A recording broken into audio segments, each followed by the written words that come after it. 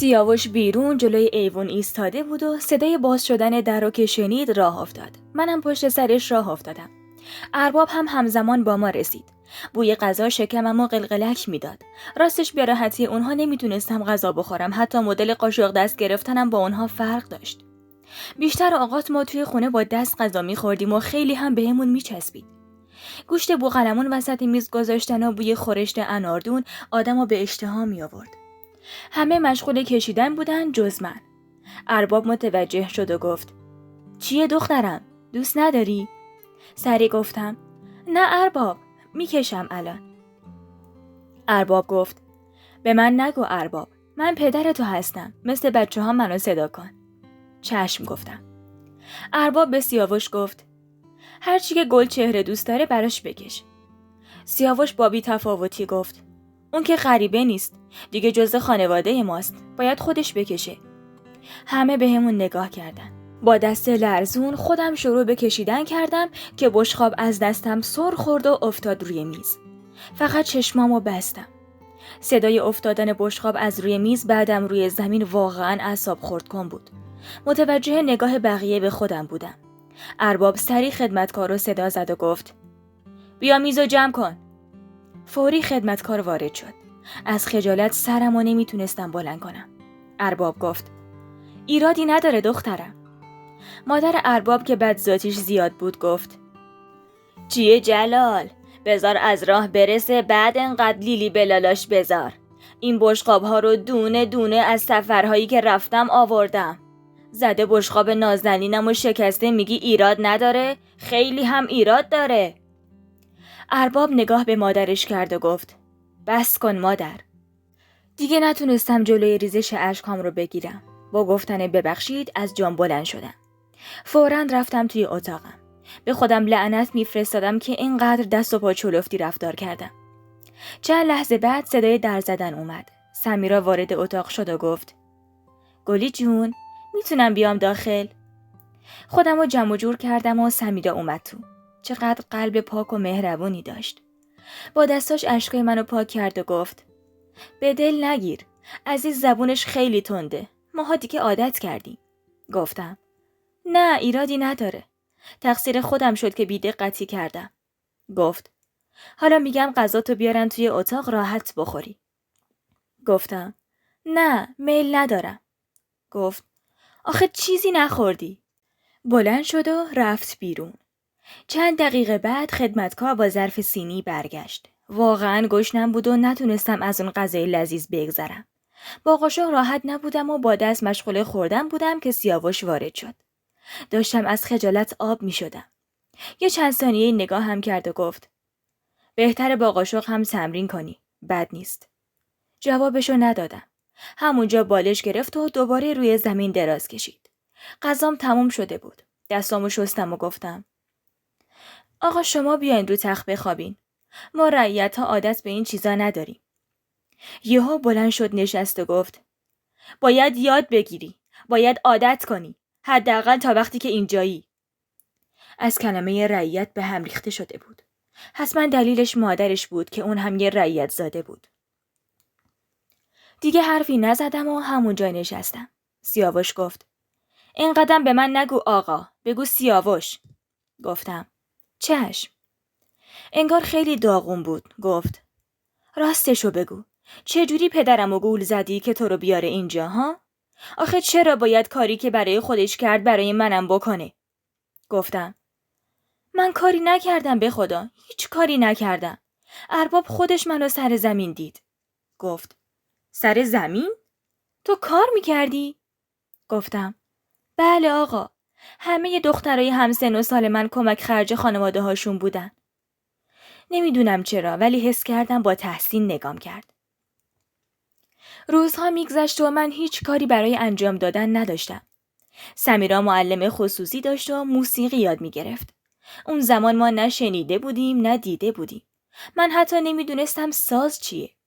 از تهران معلم می اومد و ماهی 1-2 بار کلاس داشت. گذشت تا روزهای اول تابستون رسید. مردم شهر که دست و بالشون باز بود تابستونها می اومدن خونه روستاییشون و تابستون رو توی روستا سر می کردن. 2 ماهی از ازدواج من گذشته بود که حسابی دلتنگ خانوادم شده بودم. یه شب که سیاوش اومده بود به خوابه گفتم میشه من برم خانوادم رو ببینم؟ همون جوری که دراز میکشید گفت چرا از من اجازه میگیری؟ گفتم پس از کی اجازه بگیرم آقا؟ جلوی خندش رو گرفت و گفت نگو آقا، بگو سیاوش، از کلمه آقا بدم میاد. گفتم باشه سیاوش، از کی اجازه بگیرم؟ برگشت نگاهم کرد. یه جور عجیبی نگاه میکرد. یاد ارباب افتادم. نگاه شبیه ارباب بود. گفت منظورم این بود که اجازه لازم نیست. میتونی هر وقت خواستی بری ببینیشون. خوشحال شدم و تشکر کردم. به سرسختی روزهای اولش نبود و رفتارش کمی بهتر شده بود. فردا سر میز صبحانه میخواستم این خبر رو به ارباب بدم که عزیز گفت جلال مادر، خدمتکارها رو بفرست برن شهر خرید کنن. ارباب گفت چرا؟ چه خبر شده؟ مادر ارباب که خنده به لبش نمی اومد اون روز با خنده گفت خواهر و برادرت دارن میان. ارباب گفت خب بیان، همه چی فت و فراوون توی عمارت هست. عزیز اخماش دوباره توی هم رفت و گفت یعنی نمیخوای بعد این همه وقت که بچه هم دارن میان براشون تهیه ببینیم؟ ارباب گفت باشه، هرچی میخوای بگو، مشقاسم بره بیاره. ارباب به من گفت چیزی میخواستی بگی دخترم؟ گفتم راستش میخواستم ازتون اجازه بگیرم یه سر به خانوادم بزنم. گفت مشکلی نیست، ولی اگه میشه بذار چند روز دیگه که مهمونا بیان و برن. بهتره که میان تو اینجا باشی. عزیز سری پرید وسط حرف و گفت نه بذار بره جلال جان. بچه هم که غریبه نیستن. همین که سیاوش باشه کافیه. فهمیدم میخواد منو عصبی کنه. ارباب گفت همین که گفتم. دیگه حرفی نباشه. میدونستم میخواد منو رد کنه که اطلس و سیاوش با هم باشن. دلم نمیخواست با اطلس روبرو بشم. البته نمیدونستم عشق سیاوش به اطلس یه طرفه بود یا هر دو عاشق هم بودن. فکرم مشغول بود. حس حسادت یا هرچی که بود منو آزار میداد. به خودم نهیب زدم و گفتم به تو چه گل چهره؟ مگه نشنیدی سیاوش چی گفت؟ خیلی راحت بهت گفت عاشق یکی دیگه است. خودت که با گوشهای خودت شنیدی داشت به ارباب میگفت تو یه رعیتی حق هیچی هم نداری. هر تصمیمی برات بگیرن باید بگی چشم. از طرفی توی اون چند وقت به همین رفت و آمدهای سیاوش توی اتاقم عادت کرده بودم. ولی به خودم میگفتم دیر یا زود هر جور که هست سیاوش منو طلاق میده. نباید دلخوش به اینجا باشم. اون چند روز حسابی توی عمارت بدو داشتن. خدمتکارها افتاده بودن به جون خونه و حسابی میسابیدن. هوا هم گرم شده بود. پرده های اتاق مهمان رو شستن، فرش ها رو آوردن رو ایوون و با چوب افتاده بودن به جونشون و خاکاشون رو میریختن. و من فقط نظاره‌گر بودم. گهگاهی لیلا یواشکی به بهانه آوردن چیزی میومد تو اتاقم و باهاش حرف میزدم. سمیرا بیشتر اوقات سرگرم کارهای خودش بود و در حقیقت حسابی تنها بودم و خیلی حوصله‌ام سر رفته بود. مشقاسم خریدهای مادر ارباب رو آورده بود. رفتم توی حیاط و گفتم سلام مشقاسم. منو که دید احترام زیادی بهم گذاشت. دیگه جایگاهم فرق کرده بود. گفت سلام خانم، حالتون چطوره؟ تشکر کردم و گفتم خونوادم چطورن؟ خوبن؟ میبینیشون؟ خندید و گفت عالی. میدونی بابا چقدر راحت شد از کار کردن؟ مادرت هم خانم خونه شده. همه خوبن. خیلی خدا رو شکر کردم و گفتم اگه دیدیشون بگو همین روزها میام بهشون سر میزنم. از مشقاسم خداحافظی کردم و از پله ها بالا رفتم. ارباب پیپ به دست روی صندلی ایوون نشسته بود. گفت همه چی خوبه؟ اینجا راحتی؟ گفتم بله ممنون. نگاهش به روبرو بود. گفت سیاوش چطوره؟ اذیتت که نمیکنه؟ گفتم نه، آقا سیاوش کاری به من ندارن. ارباب سری تکون داد و گفت تو انتخاب منی برای سیاوش. میدونم بد قلقی میکنه. سعی کن باهاش مدارا کنی تا دلشو به دست بیاری. عین مادر خدا بیامرزشه، عاشقت که بشه دیگه تمومه. کاملا میتونستم حس کنم صورتم 1000 رنگ شده. با ببخشید از ارباب فاصله گرفتم. پس خوب میدونست که سیاوش با من رفتار جالبی نداره. حق داشت. من بین اون و عشقش فاصله انداخته بودم. تقدیر من جوری بود که بین من و کسی که دوستش داشتم رباب پا گذاشته بود.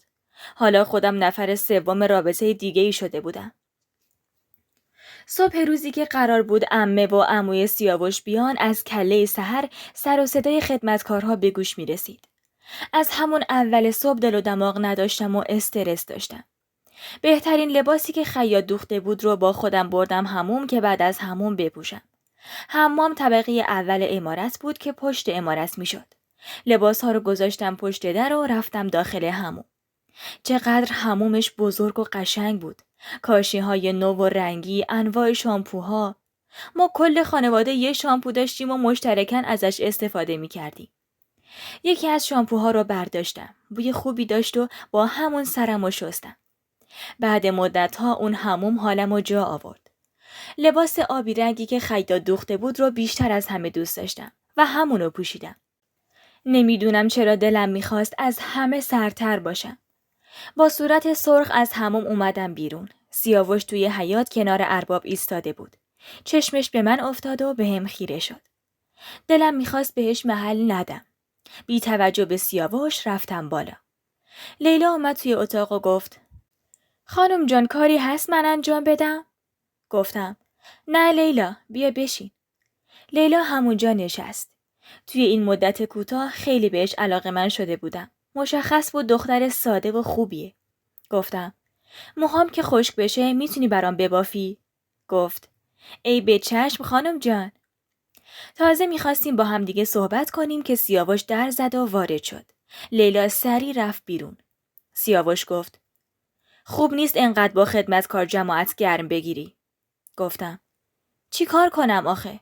اینجا تنهام، حوصله‌ام سر میره، نه کاری نه چیزی. گفت: کار؟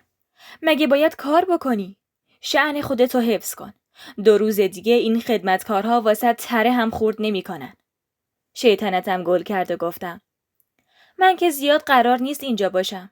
چه فرقی میکنه؟ نگاه هم کرد و خواست چیزی بگه ولی منصرف شد.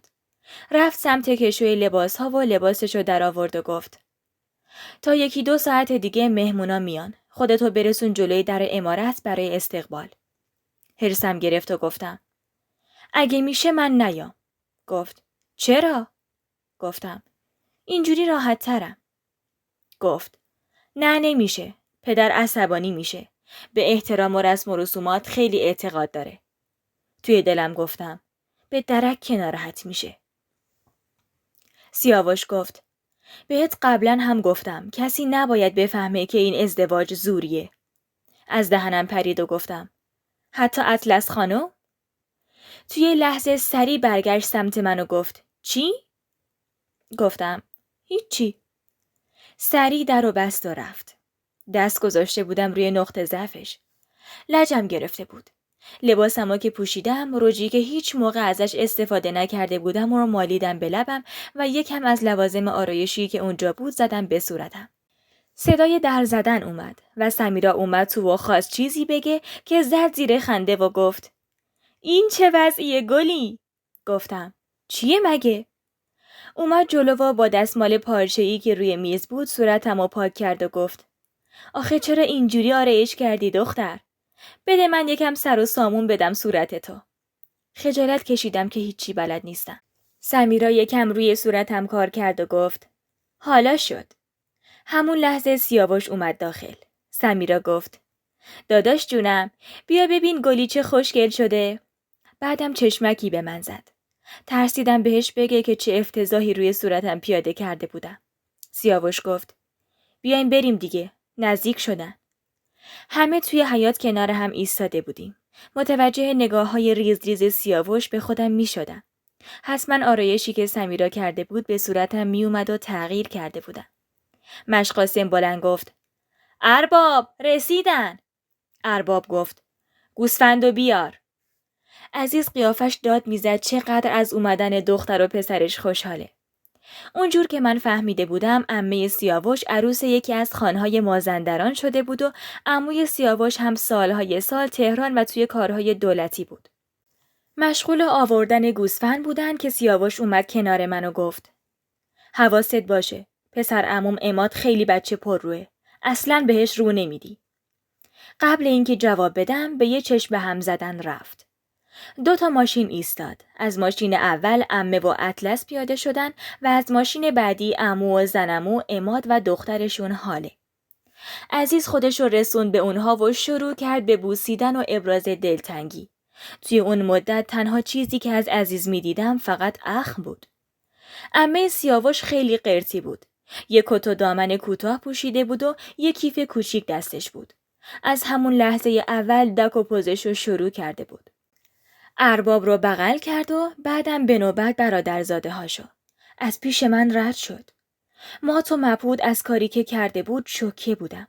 ارباب گفت: جیران کجا؟ انگار عروس منو ندیدی. جیران بی توجه به من گفت: عروس؟ کو؟ ارباب به من اشاره کرد که جیران گفت: اینه؟ فکر کردم کلفت عمارته. چرا اینجوری لباس پوشیدی؟ آدمو یاد کلفت نوکرا میندازی. نگاهم به سیاوش افتاد. اون هم داشت نگاهم میکرد. فهمیدم ناراحت شده. جیران بی توجه به بقیه سری وارد حیاط شد و بعدم رفت بالا. عمو و زنموی سیاوش اومدن احوال پرسی کردن. زنموش زن خوبی بود و از همون لحظه ورود اینو میشد فهمید. تبریک گفت و همگی رفتم بالا. سمیرا هم از حرفی که جیران به هم زده بود ناراحت بود. با هم رفتیم بالا. نمیدونستم چه جوری میتونم ظاهرمو حفظ کنم. حالم خیلی بد شده بود و غرورم شکسته بود. رفتم توی اتاق. میدونستم اگر وارد اون جمع بشم فقط باید خودمو کوچیک کنم. جالب اینجا بود که هیچ کس دنبالم نیومد. وقت نهار بود. سمیرا اومد و گفت: گلی نمیای؟ میدونی که پدر ناراحت میشه. گفتم: ندیدی عمت چی بهم گفت؟ گفت: بیا بریم ولش کن، اهمیت نده. به ناچار پا شدم و رفتم. خدمتکارا مشغول چیدن میز بودن و سخت مشغول بودن. هر بار که مهمونی چیزی می اومد کل عمارت مشغول می شدن. وارد اتاق شدم. همه دور هم نشسته بودن و می خندیدن. منو که دیدن اصلاً محل ندادن. بغضم و فرو دادم و دورتر از همه نشستم. زنموی سیاوش گفت: عروس خانم غریبی نکن، بیا پیش ما. تشکر کردم.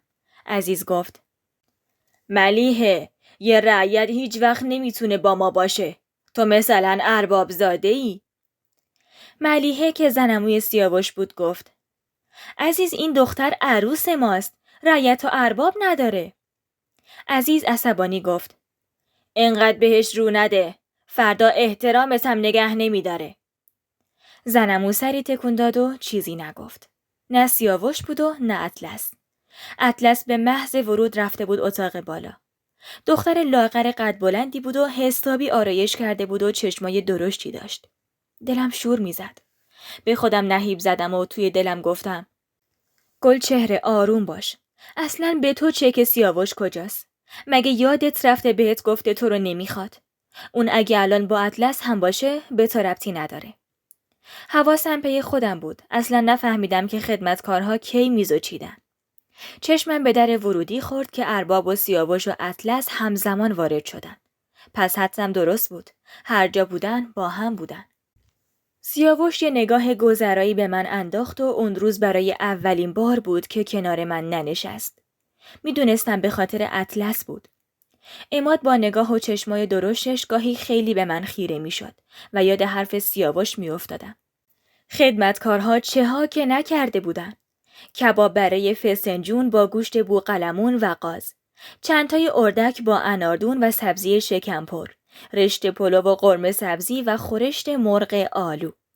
ارباب سنگ تموم گذاشته بود. جیران نیاز به تعارف نداشت و خودش شروع به کشیدن کرد.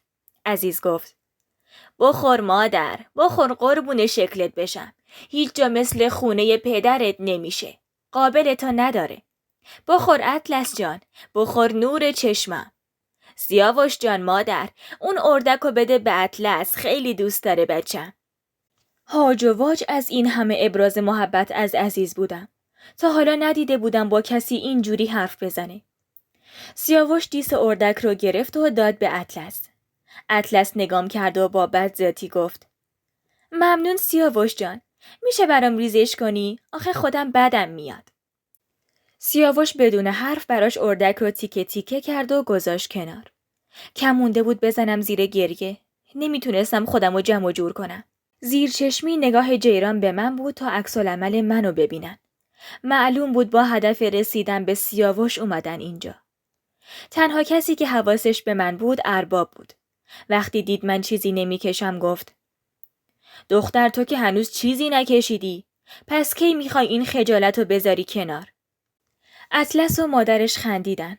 جیران گفت: خب داداش رعیت دیگه. به عمرش اینا رو ندیده. هول شده تفلک. بعد بلند بلند خندیدن. ارباب گفت: این حرفا جاش اینجا نیست. سفره حرمت داره. همه مشغول شن. ارباب اشاره کرد که بکش. یاد حرف ارباب افتادم که گفت میتونی سیاوش رو عاشق خودت کنی. وقتش بود به خودم بیام. یه بار توی زندگیم به راحتی ربابه جواد رو از چنگم در آورده بود. ولی این بار دیگه نمیخواستم زندگیمو ببازم. نباید میذاشتم اطلس روی خونه‌ای که من ساختمش آشیونه بسازه. باید دل سیاوش رو به دست می آوردم. میدونستم کار سختیه ولی ناممکن هم نبود.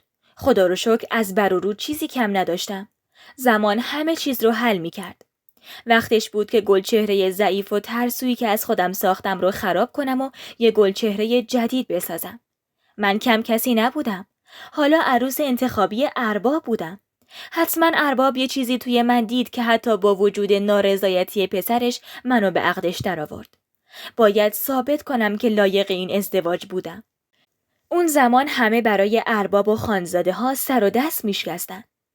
بشقاب رو کشیدم جلو و سعی کردم با اعتماد به نفس باشم. یکم برنج و یکم از فسنجون برای خودم کشیدم. نگاه اطلس و مادرش به من بود و ریز ریز میخندیدن. سعی داشتن منو عصبی کنن. چند باری واقعا میخواستم بزنم زیر گریه ولی جلوی خودم رو گرفتم. به هر بدبختی بود نهار خورده شد.